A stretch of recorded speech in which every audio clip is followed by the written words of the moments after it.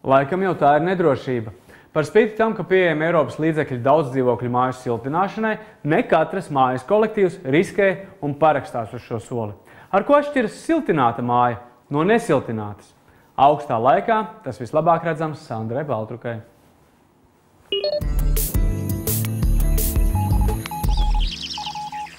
Ziema atnākusi strauji, un tas nozīmē, ka tikpat ātri pieaug arī rēķins par apkuri. Viens no veidiem, kā to smazināt, māju nosiltināt. Šī ir vienīgā daudzstāvu māja Robežos, kas ir nosiltināta. Iesim noskaidrot, cik daudz tās iemītniekiem ik mēnesi jāmaksā par apkuri.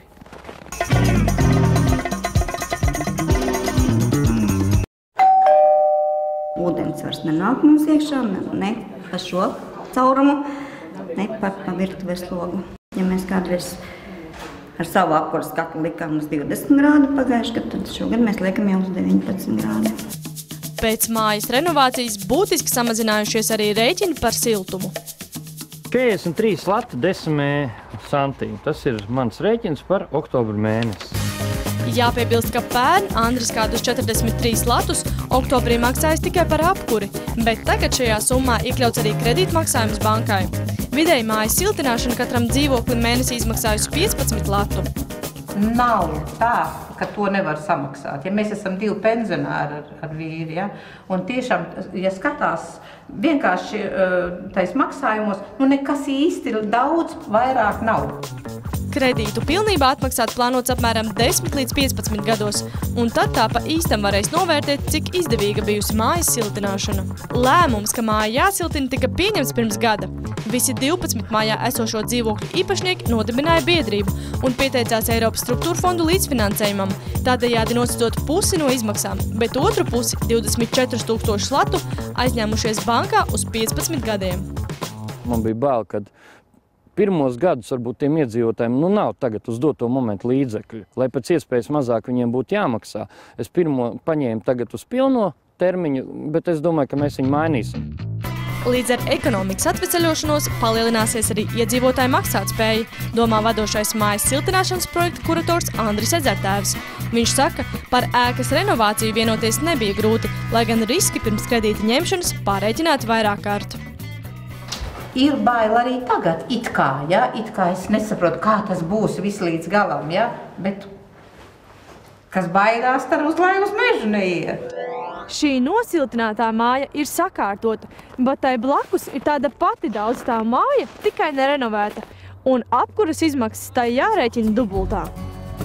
Ja nosiltinātā māja pagājušajā mēnesī patērējusi vidēji 5 MWh, tad nenosiltinātā kaimiņu ēka vismaz 10 MWh siltumenerģijas. Mums trubiņas mazas ir un tieviņas, un piemēram, vansīs ar tolete vispār neapsildās.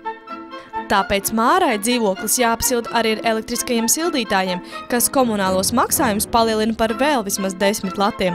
Savukārt rēķins par apkuri Māras kaimiņienē, piemēram, oktobrī bijis 52 lati, bet ziemas augstākajos mēnešos tas parasti sasniedz pat 70 latu.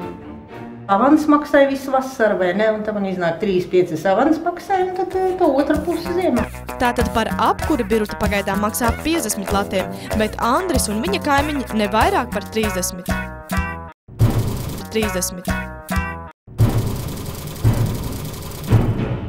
Lielie siltuma un elektrības rēķini ir tipiski daudzām vēl padomju gados celtajām sērīveida daudzdzīvojamajām mājām.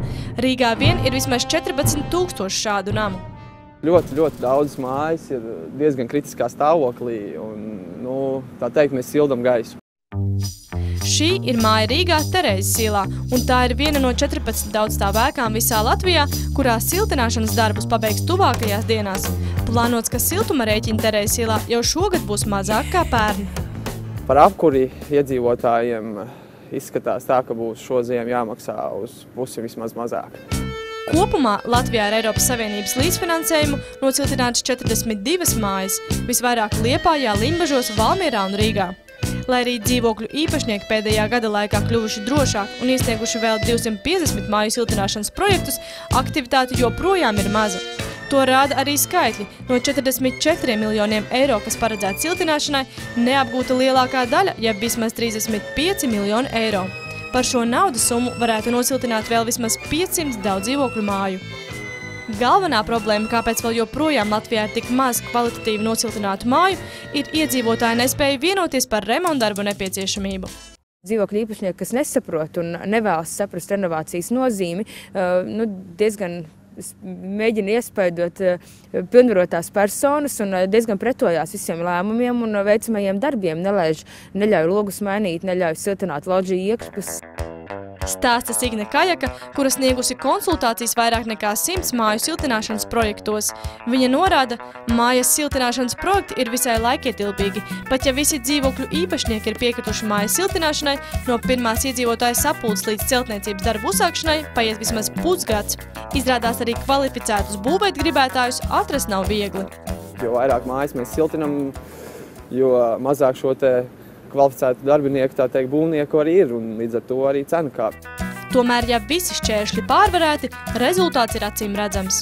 Renovētās mājas pēc mūsu pētījumiem ietaupa aptuveni no 40 līdz pat 70% enerģijas, tātad arī šo te apkurs maksājumu samazinājums pēc renovācijas ir mērāms tā tikpat proporcionāli.